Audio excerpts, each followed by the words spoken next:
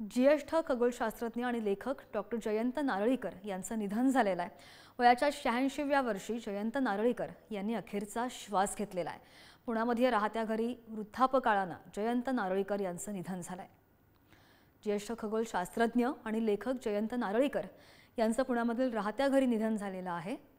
खगोलशास्त्रामधील संशोधनासह जयंत नारळीकर तेवढाच रसाळ भाषेमध्ये मराठी विज्ञान कथा लिहिण्यासाठी सुद्धा लोकप्रिय होते। 2021 मध्ये नाशिकमध्ये झालेल्या अखिल भारतीय साहित्य संमेलनाचे ते अध्यक्ष सुद्धा होते आणि आज पहाटे पुण्यामध्ये त्यांची प्राणज्योत मालवली। वृद्धापकाळाने जयंत नारळीकर यांचं निधन झालंय।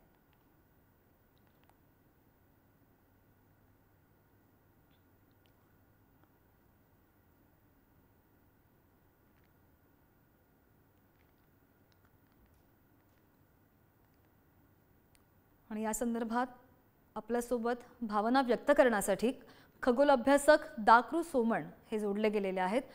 सोमणजी, वयाच्या 86व्या वर्षी नारळीकर यांनी अखेरचा श्वास घेतलेला आहे, आपल्या भावना।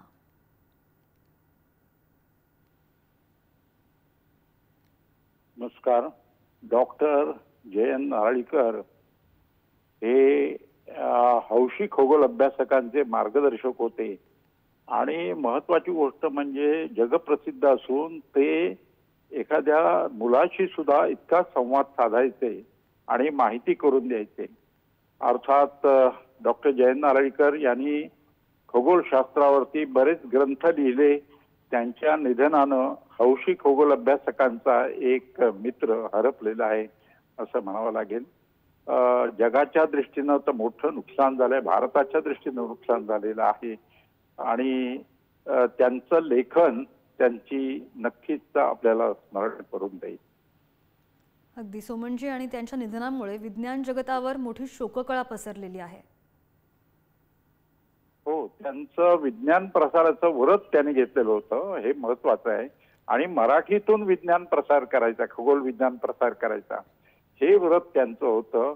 साहित्य संमेलनाचे अध्यक्ष होते नाशिकला आणि विपुल लेखन खगोलशास्त्रावरती केलेलं आहे।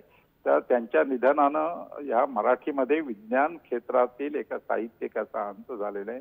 त्याबद्दल आम्हाला सर्वांना खगोलप्रेमींना दुःख होत आहे। अगदी सोमणजी, खूप खूप धन्यवाद, तुम्ही तुमच्या भावना व्यक्त केल्यात त्यासाठी।